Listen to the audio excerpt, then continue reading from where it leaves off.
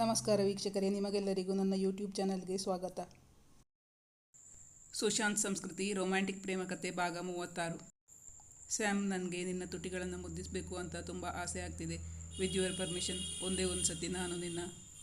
ಅವನು ಅವಳಲ್ಲಿ ರಿಕ್ವೆಸ್ಟ್ ಮಾಡಿಕೊಳ್ಳುತ್ತಿದ್ದ. ಅವನು ಎಂದೂ ಅವಳ ತುಟಿಯ ಜೇನು ಹೀರಿರಲಿಲ್ಲ. ಅವನದು ನಿಜವಾದ ಪ್ರೀತಿ ಎಂದು ಅವಳಿಗೂ ಗೊತ್ತಿತ್ತು. ಇಂದು ಅವನೇನು ಕೇಳಿದರೂ ಕೊಡಲು ಅವಳು ಸಿದ್ಧಳಿದ್ದಳು. ಸಂಸ್ಕೃತಿ ನಾಚಿಕೊಂಡಳು. ಅವಳ ಮೈಯಲ್ಲಿ ನವಿರಾದ ಕಂಪನ. ಅದು ಅವನ ಅನುಭವಕ್ಕೂ ಬಂದಿತ್ತು. ಅವಳ ರೆಪ್ಪೆಗಳು ಕಣ್ಣ ಮೇಲೆ ಮಲಗಿದ್ದವು. ಕೆನ್ನೆಗಳು ರಕ್ತವರ್ಣಕ್ಕೆ ತಿರುಗಿದ್ದವು. ಸುಶಾಂತ್ ಅವಳನ್ನೇ ಆರಾಧನಾ ಭಾವದಿಂದ ನೋಡುತ್ತಿದ್ದ. ಅವನ ಕಣ್ಣುಗಳನ್ನು ಎದುರಿಸುವ ಶಕ್ತಿ ಇಲ್ಲದೆ ಕಣ್ಣು ತಗ್ಗಿಸಿದ್ದಳು.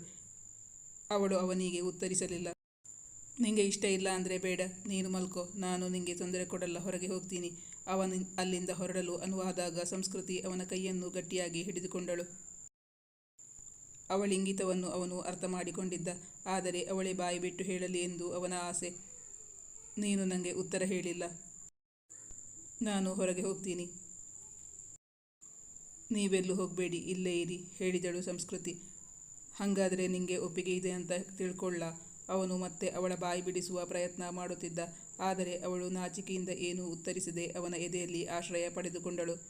ಎಸ್ ಆರ್ ನೋ, ಎರಡರಲ್ಲಿ ಒಂದು ಹೇಳಬೇಕು. ಇಲ್ಲಾಂದರೆ ನಾನು ಹೊರಗೆ ಹೋಗ್ತೀನಿ. ಬೇಕೆಂದೇ ಅವಳನ್ನು ಕಾಡಿಸುತ್ತಿದ್ದ. ಅವಳನ್ನು ಕಾಡಿಸುವುದೆಂದರೆ ಅವನಿಗೆ ಎಲ್ಲಿಲ್ಲದ ಪ್ರೀತಿ. ಅದು ಅವನ ಹುಟ್ಟುಗುಣ. ಅದನ್ನು ಬದಲಾಯಿಸಲು ಸಾಧ್ಯವೇ ಇರಲಿಲ್ಲ. ಅವಳು ಅವನೆದೆಯಲ್ಲಿ ತೋರು ಬೆರಳಿನಿಂದ ಬರೆದಳು ಎಸ್ ಎಂದು. ನನಗೆ ಗೊತ್ತಾಗಲಿಲ್ಲ. ಬಾಯಲ್ಲಿ ಹೇಳಿದರೆ ಗೊತ್ತಾಗುತ್ತೆ. ಸುಶಾಂತ್ ಮತ್ತೆ ಸಂಸ್ಕೃತಿಯ ಕಾಲೆಳೆಯತೊಡಗಿದ.